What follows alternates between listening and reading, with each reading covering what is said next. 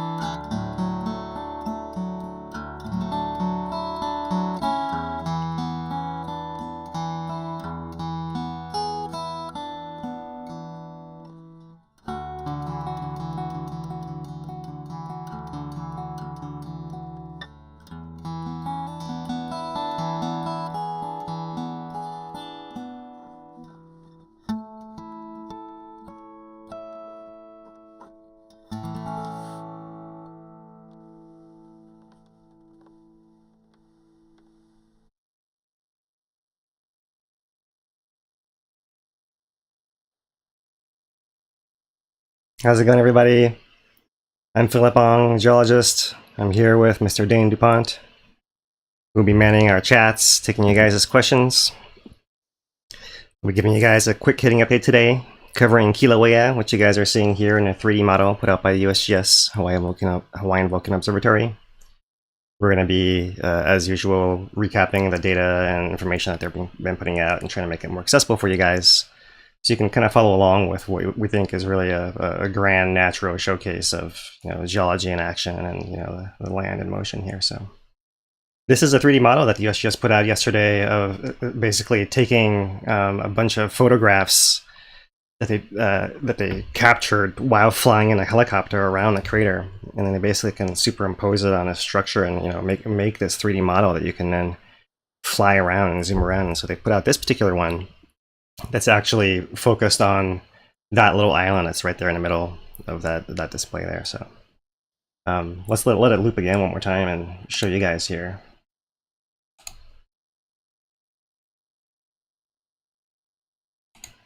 So there's the pit of Halema'uma'u, and all this gray stuff around here is a lava lake.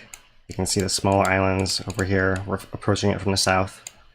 We're going towards this big island over here that's kind of between us and an active west vent that's here in the background. So if you could fly down in there in a helicopter, right, and you weren't overcome by all the fumes and the heat and all that, you'd see this, it looks like a cinder cone pieces of a cinder cone that are kind of stuck here that's making up part of this island with this black ledge that surrounds it, where the lava's lapped up and over it when the island was essentially more submerged, or the lava was filling and sloshing around it faster and higher. Maybe it was more gassy and it was sitting higher within that pool that's building within that crater. So the crater is over 650 feet deep now, almost 200 meters, not quite 200, but getting pretty close, especially here on this western end of the crater there. So let's stop this particular video and let's move on and show you guys a time lapse here taken from that S1 cam, that new camera USGS has put out. So this is just for about the last day or so. And we can let it loop a little bit, and it kind of, there are a few frames missing here and there, but you can kind of get the gist of it here. We're looking now from the south towards the north over here. Here's our north vent that's kind of getting more and more plastered around on the sides. Here's our active west vent, and you can see now it's an open gushing channel plunging into this filling pond that has still a perched rim. That means it's kind of above, like a above ground swimming pool. Its surroundings with it like a rim. And it'll slosh over and go into this little channel. It's like a trench that exists here around the wall of the crater. Right? And so that's kind of what it's been doing, sloshing over and filling in areas here and here.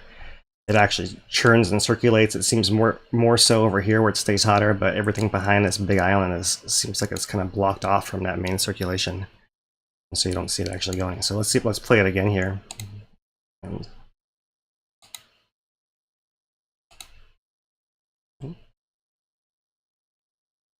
there it goes. All right, you can see that fountain's continuous over here.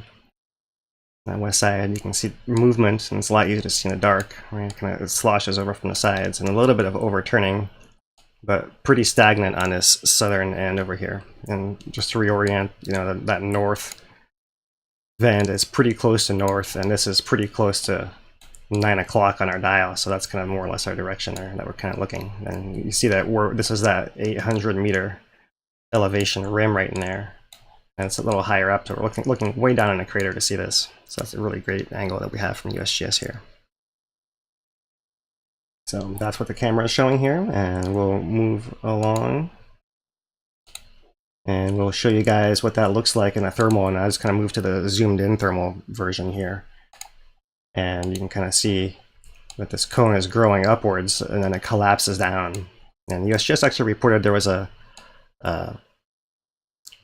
short-lived second vent that opened up over here a little bit more towards the north from now we're looking from the west at this west vent, and north would be more that way, right? For those of you guys trying to keep track of what we're looking at here. We're just way zoomed in here, and so kind of trying to see this fountaining event and see the structure of that west vent cone that's been growing higher and higher here. You can kind of see it kind of grows above that ledge and comes back down and above and comes back down, and that's kind of the pattern we're looking for there. So let's put that one away and show you guys the bigger view here.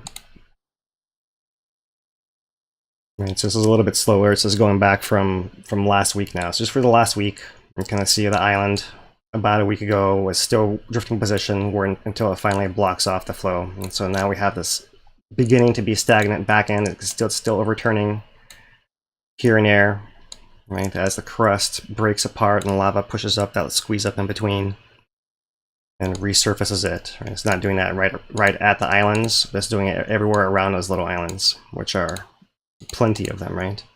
And speaking of islands, later on we start to see more floating bits over here. Kind of this is everywhere zoomed in on. This is the bottom of this pit right here, that west vent. You kind of see there's a perched ledge.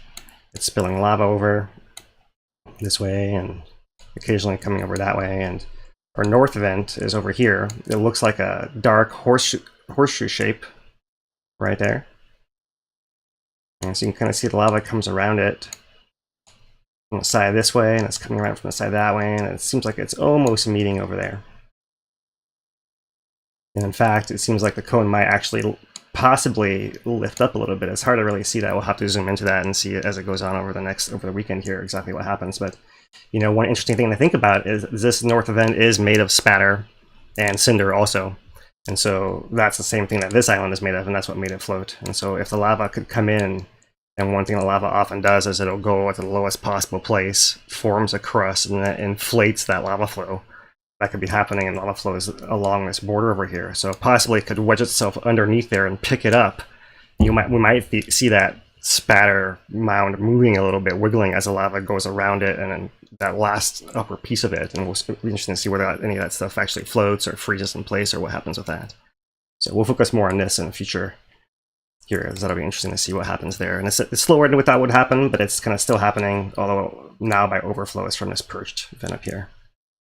So, all right, we're up to the 13th now, 14th, just ticked over.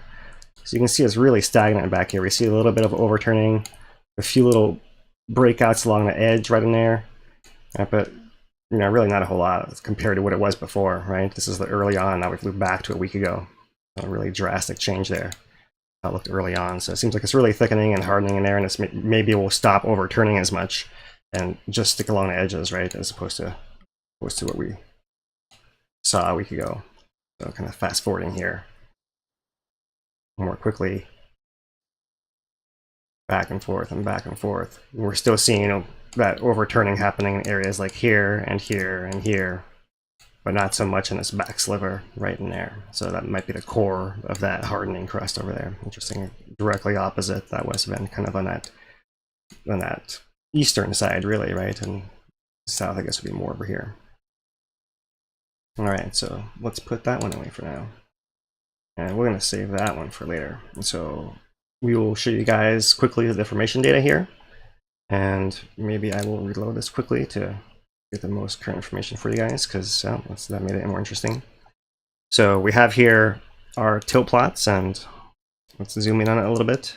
And the USGS page here is showing at the top graph here, this is a 2-day chart. So on the bottom 2 days, up and down, we're going from minus 1.5 to plus 1.5. That's the whole scale of the graph, and every tick is 0.5. So a microradian is what we're measuring here. A microradian, to kind of go over it one more time, is a measure of inclination, right? So it's a very, very slight inclination. So let's imagine you were walking on a perfectly flat, I don't know, gym floor or something like that, right? And if something happened and the ground tilted a little bit for some reason, right? And the tilt amount you're measuring is that the width of one coin, like something like a dime or a penny, like a, not a fat European coin or something like that, but one of our regular coins that we use here in Hawaii. And that distance over a half-mile, so if you had a half-mile long track, let's say, and that's how much you would gain in elevation, right? That's how much you'd be off of level, and that's the tilt. That's a microradian, essentially, right? So, and there are more precise ways to say it. You can say that, that a radian and like radians to degrees and all that, right? But I'm trying to give you guys something that's maybe a little bit different way, since you have heard it. Maybe hearing it a different way might help. So here we have the ground tilting, corresponding to a increasing pressure within the volcano, right? So the ground is tilting away from the center. So if, where the station is on the side, it's tilting away from the source of where the eruption is happening now. And the Kahuna is to the north. And so most of the pattern we've seen over the last week has been an upwards one. And let me get this back under control here. So for the past week, the pattern has been mostly an upwards one, right? But there have been these variations, these wiggles that have happened, down and up, and it looks like down again, and a little bit earlier, down and up, though it wasn't quite as big as the one we're seeing somewhere recently here. So it's interesting to see this big spike here that happened last night. This was a 4.0 earthquake that happened in South Pahala. Well, it's part of that same magma plumbing system, which we've talked about before, and we'll mention it again on our earthquakes page as it comes up here. But one thing that's useful about this is it kind of gives us a marker. If you look at the size of this thing, that gives you a scale indicator, right, of the size of these signals we're talking about on a graph here. If we zoom out to our past week, there is our spike right there. Right, so you can kind of see in a grand scheme of what happened in the last week, we've actually risen quite a lot more than we went down and up and down and up again. So a little bit of this kind of cyclic patterns happening, kind of superimposed in the long term what's been so far a fairly sustained, persistent inflation trend that's happened, since the 9th of January. So zooming out, that little spike happens right in here. You probably can barely see it on your screen, so I'll have to zoom into it if I can. And there it is right in there. So that's the scale we're looking at there, is a much bigger scale.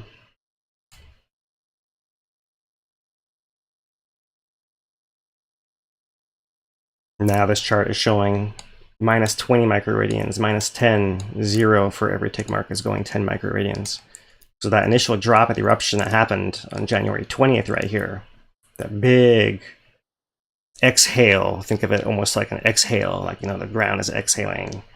It's deflating as all the pressure is released outwards through the gas and the lava that's kind of coughed out with it, right, as the volcano is exhaling, and the ground tilts back towards the center.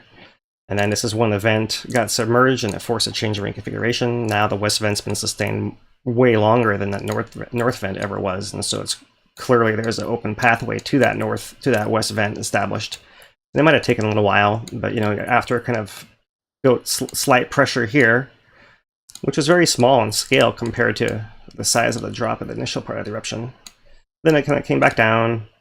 Then it kind of dropped down in what looked like a big inflation event. And it kind of has been inflating, and it hasn't really stopped inflating after that big kind of deflationary drop, apart from these little wiggles, 1-2 little wiggles that are barely visible at this scale. So it's interesting to see this up and down, but in a grand scheme of things, compared to how far we've come since eruption began, this is kind of small stuff, and kind of the trend is a slow upwards, right? And when we talk about rates, the lower the line, the slower the trend. If that line was going like this back up, then you say, okay, maybe there's a huge amount of magma coming in and something else is going on, but it's not. It's kind of coming up a little bit, and so we're kind of wondering what's going on as far as possible cyclicity from, you can imagine there's deeper sources or shallower sources. There's different kinds of gas pistoning, magma moving down, magma moving up, and could get intricate with all those different blades and fingers interconnecting at all those different places under the ground, shallow, under this eruption right here.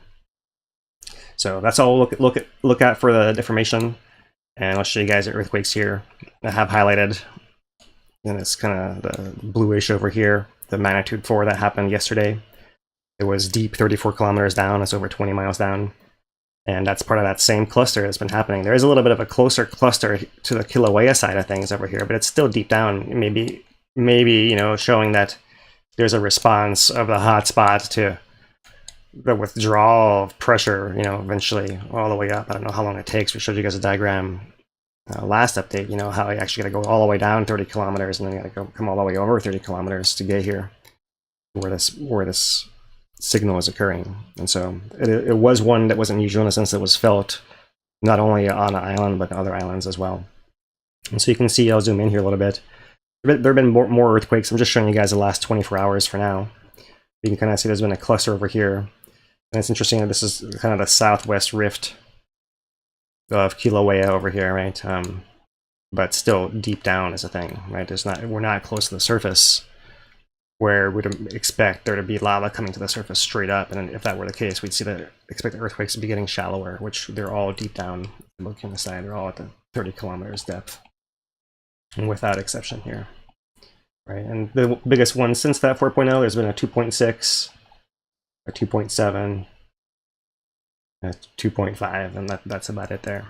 So if I take this to the settings over here, excuse me, and put it back to 7 days, all magnitudes, you can kind of see that there's a pattern that cluster is part of over here. That's that hotspot feeder zone that we think comes into the base of the volcano and somehow makes its way this way to Kīlauea, that way to Mauna Loa, and over this way to Loihi, right? And so we're interested, to see what's happening in Mauna Loa. There's a few earthquakes happening in the last week, but really, this is not that much compared to what's happened over the last year. It's kind of below background levels, in fact, so it's good to see it doing something, because it's almost like a neighbor that I'm concerned for here that wasn't showing as much signs of life, but so she is still moving a little bit, but not nearly as much as usual, not nearly as much as before. Kīlauea stole a show basically starting in October. So we'll zoom in a little bit. There are a few events around the summit of the volcano in the last week or so, and a few on the south flank, but really not a whole lot to speak of. That's kind of background activity there. So there is still gas coming out. Here's the latest VOG model. The winds are kind of switching back a little bit, but we still have VOG kind of all around all sides of the island here, unfortunately. Not so much in Puna. Puna is actually looks like clear most of the time. But that's, you can kind of see that VOG, VOG is kind of widespread. And so let me give the purple air a reload here. And we'll just look at this one today to kind of keep it brief. And we'll see that there are oranges in South Kona and all the way up to Waikoloa area, and a lot of yellows on the North Kona coast as well. Elsewhere, greens on that map. Speaking of the gas, the Volcano Watch article was put out by USGS this week. It's entitled Gas Math, How We Know How Much Sulfur Dioxide Volcanoes Emit. And so they go into all of the nitty-gritty details of how it's actually done. Kind of, when you look at a gas plume and kind of integrating the different concentrations all the way across where it's thicker and where it's thinner, kind of as indicated by the thickness of these, the solidness of these lines here, and where the air is clear. And so that's what they're kind of discussing in there. I won't go through all that nitty gritty. I think it's not really the best format for us to take you through that in the video here. So we'll skip that one for today, but it's worth checking out if you guys want to see that nitty gritty.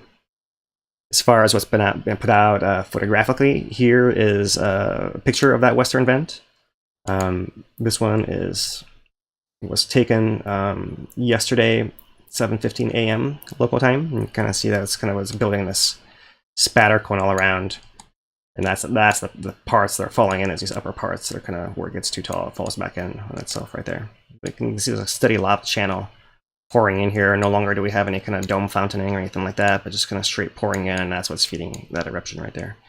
And there was a western vent, which we'll see here shortly, that opened up right to the side over there. And so let's look at that. And they put out this series of 4 photographs, and so I'll zoom into one at a time. This is January 13th, 2 days ago. And you kind of see beforehand, they'd actually noticed that this part of that cone was glowing. This was still putting lava out. They said there was some kind of collapse that happened just before this photograph was taken, so maybe something clogged this vent a little bit, so not as much would come out. It had to push it out, or wear it out, or melt it out, or whatever combination of processes happened there. And so this is 5:06 p.m., shortly after collapse of the portion of the spatter cone. 5:13 p.m. Oh, I will see if that was good one or not, but by this point you can kind of see here's that second vent. And they're calling it an ephemeral lava flow to the east, which started at 5:09 p.m.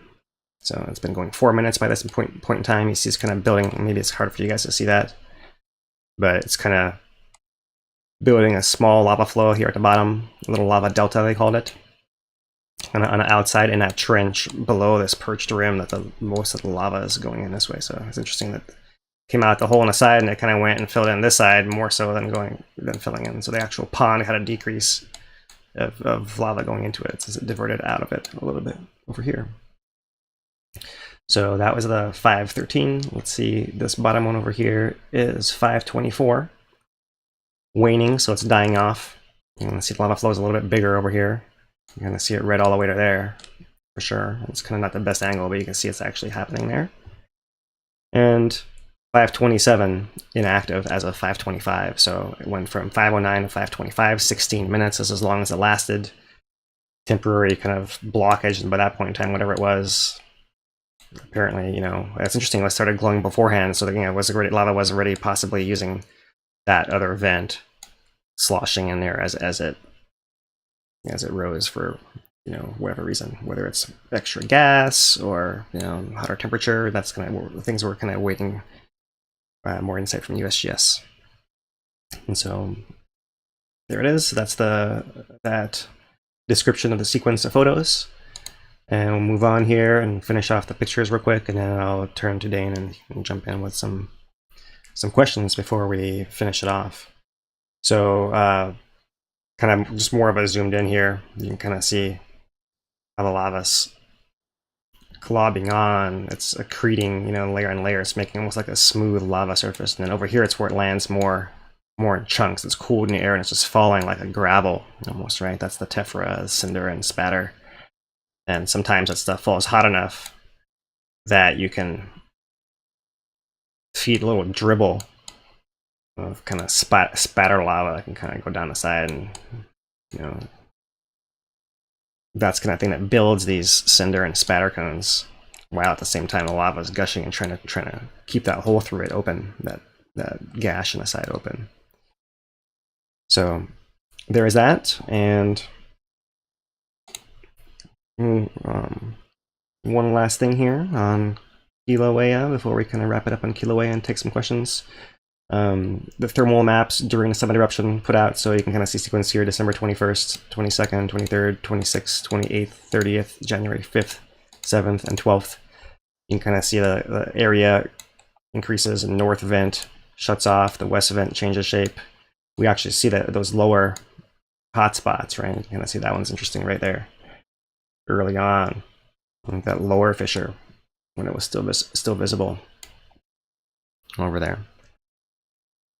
And so kind of go through these. You guys can see them a little better.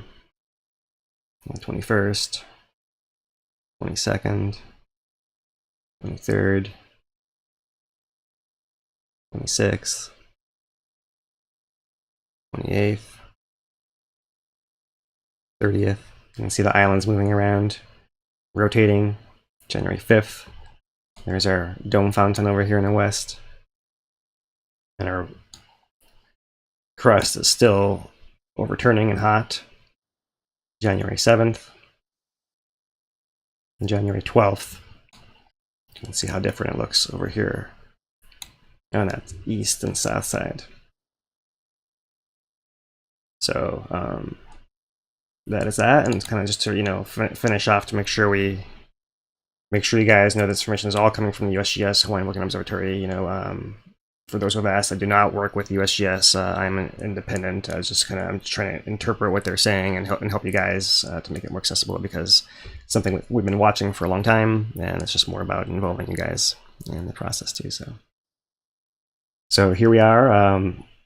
They are saying 199 meters, 653 feet deep, and stagnant on the eastern end. SO2 is still elevated. They're still citing the January 11th 2,500 tons per day value, and there's really nothing else that's notable here. That's really worth mentioning. You guys are kind of tracking everything, measuring everything as before, but there's not really a whole lot else that is there. So Dane, do we have some questions that we can? Yeah, so are you planning on doing a Mauna Loa section after this? Yeah, right after this we'll do Mauna Loa. Section? All right, so I'll save any questions for Mauna Loa section for Mauna Loa. So starting off, we have one question from YouTube. Do you think the main island inside the lava lake, the floating, the big island, will always be floating, or will it gradually sink, or what do you think might happen with that lava berg?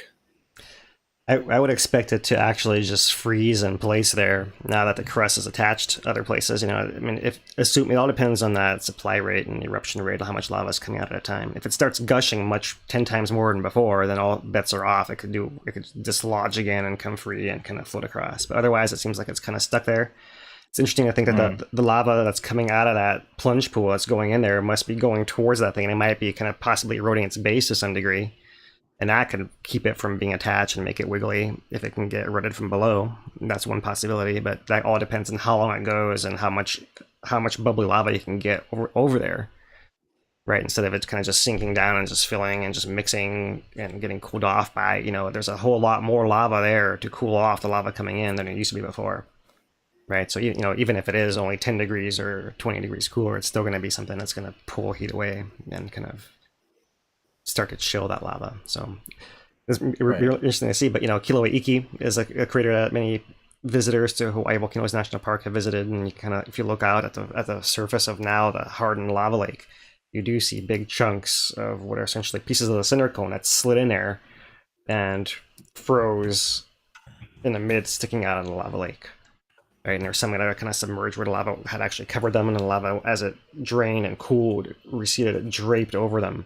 So you see kind of big slabs of lava like tilted up around some, you know, invisible underground hard thing that wasn't able to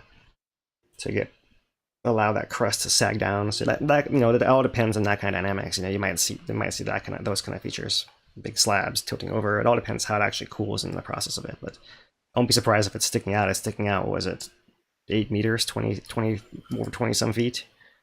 With that much sticking out, that it's going to just, some part will be sticking out for a while or forever until the next eruption comes and buries it. If it's too stuck, or if it can lift part of it up, oh, that'd be interesting to see too. Right? I'm kind of interested to see what happens with that north vent. If that spatter bit will get lifted up and start floating too. Right. So, looking at that lava lake, we have that east side that kind of crusted over. Josh asks, is that east side under the crust still molten lava, or what is it like? It probably is molten lava. It's hard to tell how gooey it is and how fluid it actually is, and what the temperature actually is. I'm not sure, but it really like how much it can flow depends a lot on its temperature and its gas content. Right. So if it's going to be moving in some area, you imagine that there's going to be some kind of thermal gradient where it's kind of hottest closest to where that's plunging in, and kind of coolest away and farther and farther. And when you had the whole thing circulating, right, you can imagine it's got some remnant heat also. As you're pouring it in at a certain rate, it's collecting all that heat, and there's a lot of it in the middle that can't get out, and so it's gonna, there's a lot of remnant heat in there, and there's some balance that has to happen there as well between that remnant heat and the lava is coming in, right? So as it's cooling off, and how much you degas it, and so it's really hard to say what's happening on there. But I imagine kind of a gooier lava that's against that far side, underneath that crust, that the heat comes in there, maybe lava flows come through there, and it's probably still moving, but it's not churning like it is underneath that part on a west where the vent's plunging in. It's also interesting to think about how much integrity that crust that on the east side has. Like, how much load could it have? Could you put a Toyota Tundra down there and it not sink through? Or what about two Jedis fighting? Would they sink through? There's all kinds of.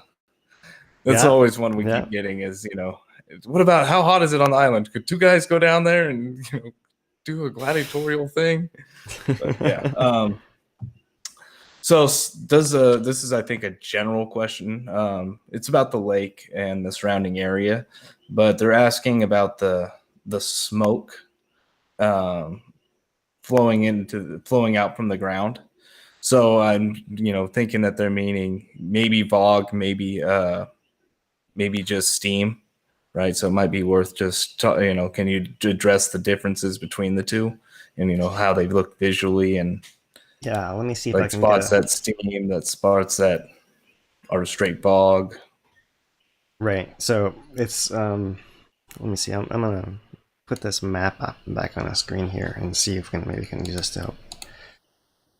There's different kinds, so this is kind of zoom in here, but there's different kinds of cracks that are around, and the cracks can put out different kinds of gas, and the gas can be just water vapor, pure steam. It can have SO2 mixed into it. It could have vegetation burning and actually producing what I would call smoke, right? That is actually combustion happening with something that's flammable, as opposed to just something gas bubbling out of the liquid, like soda pop or champagne or whatever have you. So farther in the caldera, farther north, there is the steam bluffs, kind of off in that direction. And they have this kind of orientation, and they bring essentially groundwater that's shallow rainwater moving through the ground. It comes near the magma, it comes back out those cracks of steam. Farther in, we see cracks that have sulfur, these yellow and whitish deposits on them, right? More yellow is the important part. And in fact, when we were first looking at this filling water within this pit, we noted that there was a lot of sulfur on this north wall. I don't know if I saw it as much over here on this west wall, but certainly we saw, there's areas where we saw there must be cracks where gas was coming out and depositing more elemental sulfur crystals. For that, it has to be essentially volcanic for it to be coming out like that. So that shows the magma is not moving through there, but the gas is bubbling out of the magma, and it is escaping through there. And in this particular case, the magma eventually followed the path of that gas and came up that same pathway, it seems, to the surface, following the easiest path that the gas got out. So, Right. when you do see sulfur deposits, it does mean there's magma at some depth down there, right? But you typically see sulfur deposits around the entire caldera, and so the actual zone of interest isn't specific enough necessarily to tell you, oh, it's this piece of it or that piece of it, whatever else. We don't have that resolution necessarily, but it does mean that there is magma underground, and it may not be eruptible. That's a whole other matter, whether the magma is eruptible or not.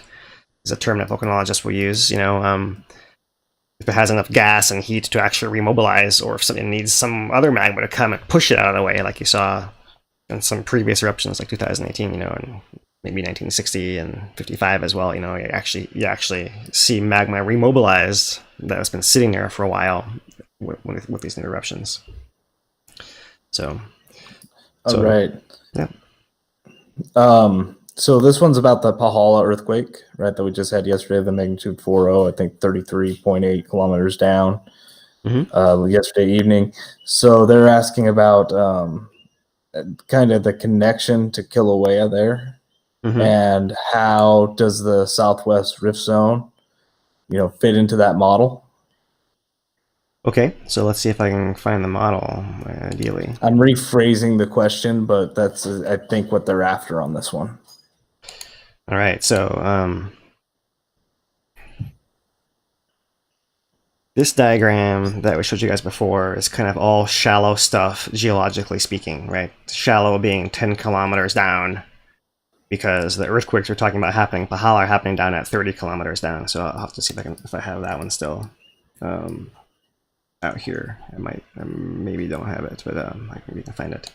So under Kīlauea, there's a source that essentially is vertical, coming up from that 30 kilometers down to this 10 and to that storage area. That's the south caldera that we think is under that south part of Kīlauea, more close to Kanakakoi, which has its own little piece of magma storage. And then that shallow Halemaʻumaʻu chamber is the H labeled on here, and that's the one that's like shown in this diagram, putting a blade towards the surface that's coming up.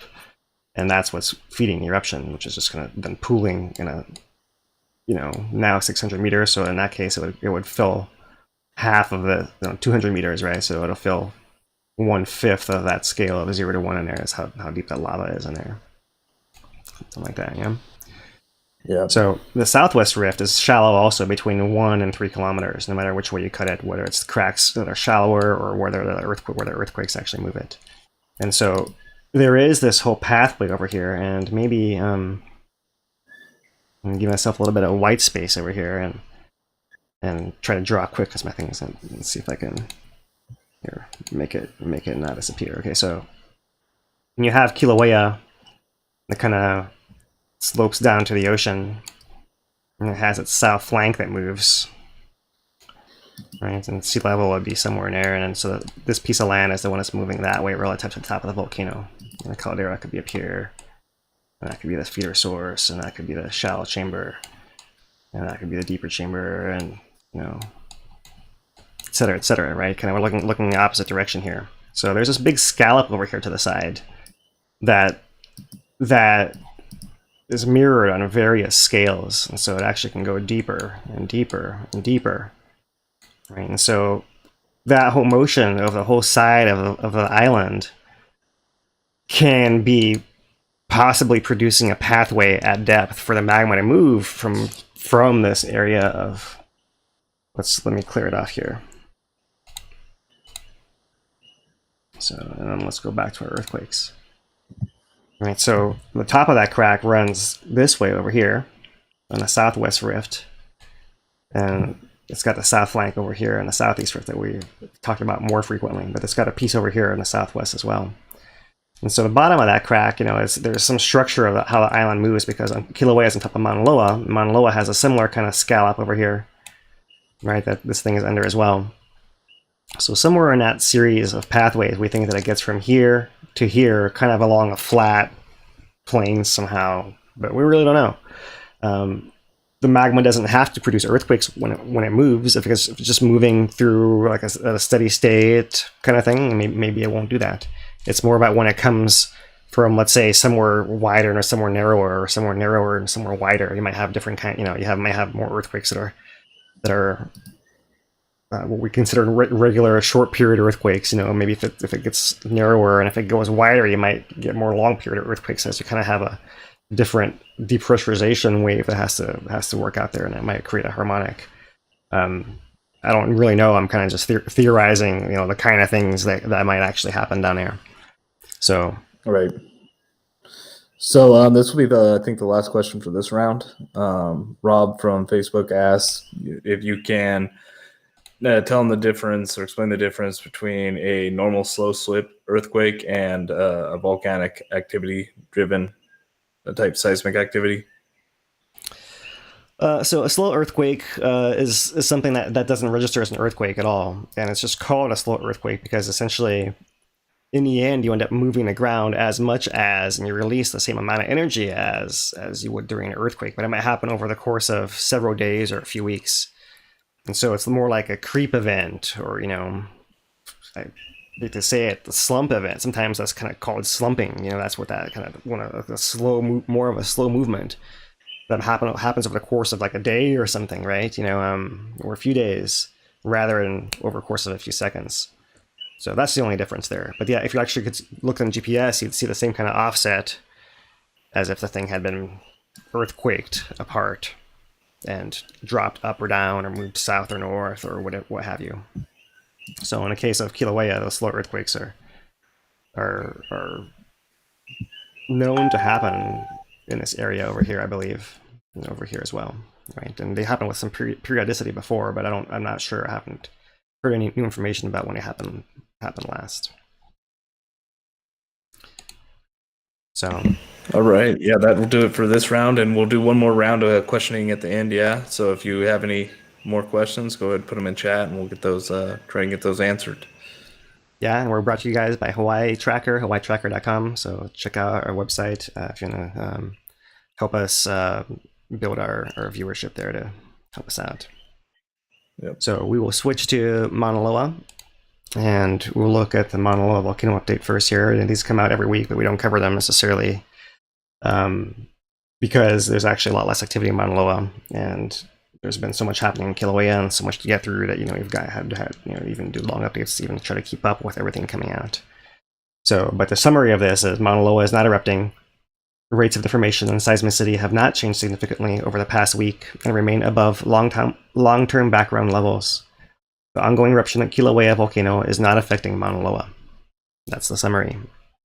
As far as observations, approximately 50 earthquakes below magnitude 2.5 below Mauna Loa volcano summit upper flanks, mostly at less than 8 kilometers, 5 miles down below sea level. The largest was a 3.2 below the upper southwest rift zone on January 8th, 423. So that 3.2 is something we might see in the signals. But earthquake activity on the northwest flank on December 4th has gone to background trends. GPS recorded contraction across the summit since mid-October, with extension resuming in the past few weeks, consistent with magma supply to the volcano's shallow storage system. Gas concentrations and fumarole temperatures at the summit and sulfur cone in the southwest rift remain stable, and no changes in any of the webcams. So that's the whole of the update there. I will show you guys a little bit more. Right, we actually have tilt devices on Mauna Loa as well, and so it's not as easy to see. If I can zoom in here, our scale on this is now 0 to 10, 10 at the top, so we have 2 microradians per dash line here, and mostly we're kind of wiggling around the 0 with some, looks like daily variations here. And then we do see that earthquake, that 4.0 from yesterday, showing up and kind of throwing our scale off over here, but otherwise it kind of gives us a good perspective. There's really nothing, it's really super flat almost. Then you look at the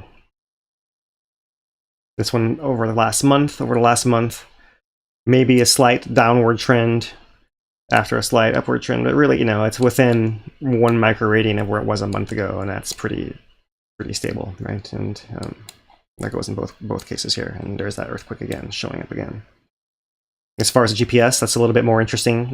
We've had the long-term trend of it rising with a few. You can see little slowdowns and rises, slowdowns and rises, slow down and rise, and it actually slowed down more so and longer and a little bit bigger than it had in the past times, but it still came back up and maybe going back down and coming back up.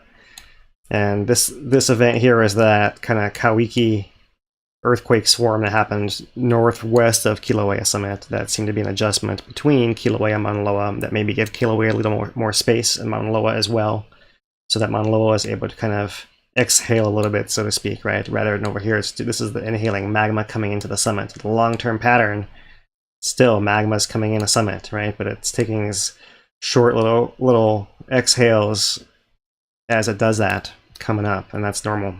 The grand scheme of things, in the last 5 years, it's worth seeing how much has come up, right? And so here's a little wiggle, it's a little wiggle, it's bigger wiggle, but still the grand scheme is still an upward trend. And that's why there's no change in the prognosis. There's nothing to show imminent signs of anything changing on that. And, at this point, it seems like Kīlauea, by deflating and exhaling herself, is allowing Mauna Loa maybe more room to do whatever she needs to do. And so it's not going to be able to build pressure for a while still, it seems like, right? That's not typically. There have been times when both volcanoes erupted at the same time, but, usually you don't see that. And there's no signs of that happening here. So if you look at the vertical motion at the summit here, you can kind of see that the high point at October, there's a few kind of cluster of high marks over here, but otherwise this high point is the same as we're at now. So essentially an up and down when we recovered, even if we haven't recovered in the north and south. And you can kind of see that here for the last 5 years. Up, up, up, up, up. The mountains rising up over the last 5 years, down from maybe 0.08 meters up to 0.1 or minus 0.08 meters, right? So 0.1, so about 0.2 meters. It's risen in the last 5 years here. Then that means magma is coming into your volcano. And there's no change there, even despite a tiny little change here at the end. So that is it for the GPS on Mauna Loa. Earthquake-wise, here's what they put out for their past month monitoring data. Find that over here on a monitoring bar on the left of their webpage. You can click on past week, month, year. I'll show you guys the month. So you can see in the last month, there's that little cluster in the background over here. That bigger one on the upper southwest rift here. And you can see a lot of this background activity. And this is really light, right? It's, it might seem like a lot of activity, but it really isn't. And so I'll show you guys some other things for comparison. Looking back over the last month, you can kind of see this. This is the typical random. If you look at for volcanoes in the Earth, like a month is like a fine scale for earthquake data. So if you look on this scale, you're going to see a lot of this kind of random variation of a little bit more, a little bit less, a little bit more, a little bit less. And this particular one, when you happen to have a big one, happens to be on that day, right? And so if we go to the past year, you can see that over the past year, you get a little bit of a better picture of these kind of flurries. And so you kind of see that there was an increase more so in August and a little bit higher in October, then a little bit higher in December. But if anything now, it's since the eruption at Kīlauea began, it's been quite low. Right? And so if I go up here for the past year, you can see that over the past year, there's actually quite a lot more earthquakes that happen, and that's what's normal for this area. So we're seeing kind of normal activity actually at reduced elevations. We're not seeing much of anything of this for a while now. Yeah, so that's the context of where Mauna Loa sits. And so that's if you're going to add any Mauna Loa questions at this point, Dane, maybe that's what we'll do. And then I'll kind of end with one bonus for whoever sticks around to the very end. I'll show you guys a historical thermal video here, which is interesting to look at. Right. So looking at that's from YouTube, looking at the tilt meters from Mauna Loa, specifically SLC, right? Mm-hmm. They're and the cross caldera distance changes since mid-October. Mm-hmm. That they do they indicate that Mauna Loa has switched from inflationary to deflationary? It might have seemed like it was doing that for a while here, but you can kind of see that the trend since December has actually still been upwards over here, right? At the summit, right? So it's still coming in. Yeah, it definitely has these adjustments. These things definitely happen, right? There and there and there and there. So, and this is definitely a bigger one, and I expect that was because Kīlauea was inflating. It was building towards an eruption, in hindsight, right? That was going to happen, 2 months later, and it adjusted itself on a Kauiki fault zone, which is the boundary of Mauna Loa and Kīlauea, and by adjusting it also, it seems like Mauna Loa was able to, from that exact moment, right, start decreasing. Right. So, Rhonda from Facebook asks if, and this kind of goes along with what you're just saying, is that what we're seeing now on Kīlauea similar to the lead up to the 2018 eruption? mm-hmm. Are those like the pressurizations and stuff like that? Are those similar as pre 2018, or what's your thoughts? No, what we're seeing is everything confined to the summit still, and that hasn't changed since the beginning. And we're definitely keeping an eye on that. But it seems like once it hasn't a hole opened up, it'll just keep coming out of that hole as long as it possibly can, right? And that was kind of the tragedy of Fissure 8 of Ahu'aila'au, right? That once the hole was open, it just kept coming out. So. All right, so Peter from YouTube is really onto the idea about cosmic forces driving the ship when it comes to volcanic activity. What's your thoughts on that?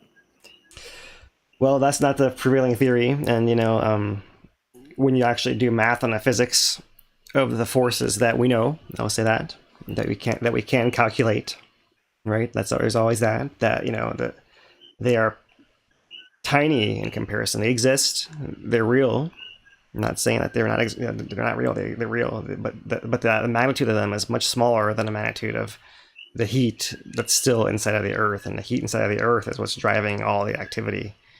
In fact, is where does the heat from inside of the Earth comes from? That's kind of a intro geophysics question you get, and there's a combination of when a planet was formed, all the lumps of planet that came crashing together. There's some kinetic energy that got transformed to heat there as the things stuck together and clumped together. There's some of that, right? And you also have the fact you have a slow radioactive decay of elements that are fairly common within the mantle of the Earth, right? In particular, uranium, thorium, and potassium.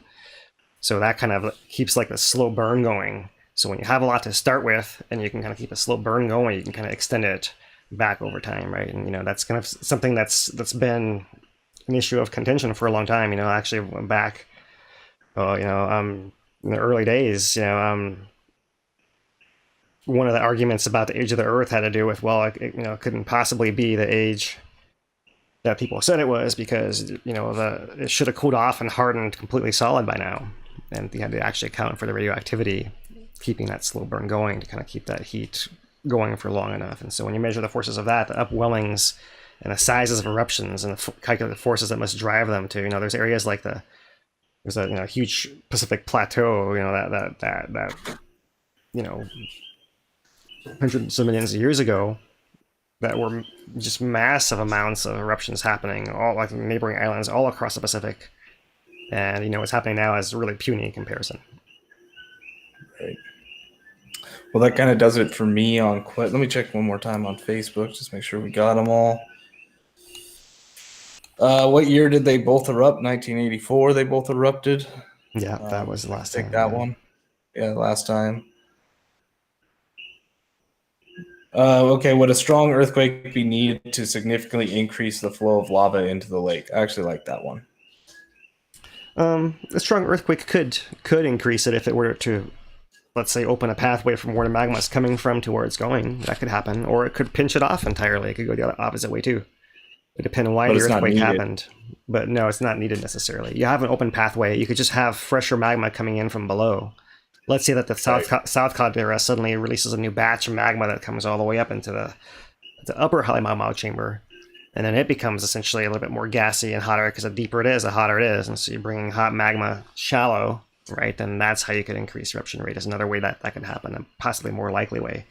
And looking at the trend of inflation over the last week here now, you got to ask yourself the questions like why is it going upwards? We are seeing possibly a deflation inflation and some gas piston cyclicity there, but why is it a general upwards trend? Is it being fed by hotter magma from below? we'll have to wait for the USGS geologist to report on that, right? That's information that we don't quite have, you know, temperature it's erupting at and the gas content and those kind of things that may not come out till later.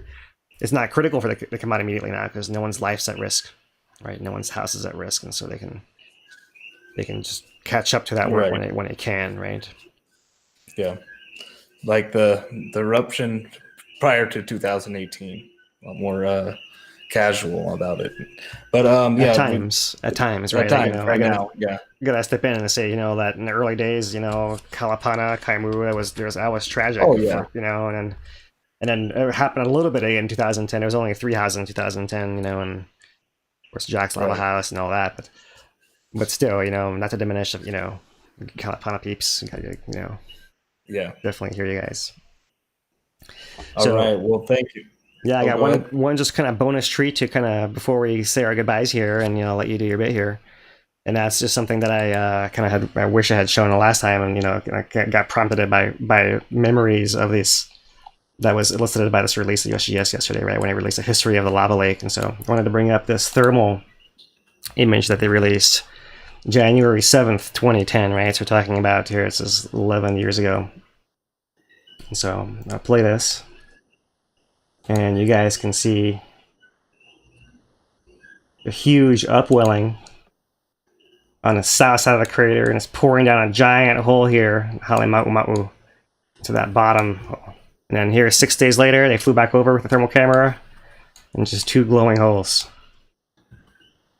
And so it's not a very long clip there, but you know, those guys that watch us here to the very end of our hour today, and you can see a little blast of the past here and see that, you know, we did actually have a fissure at a higher elevation that was pouring into a lower crater and filling it up.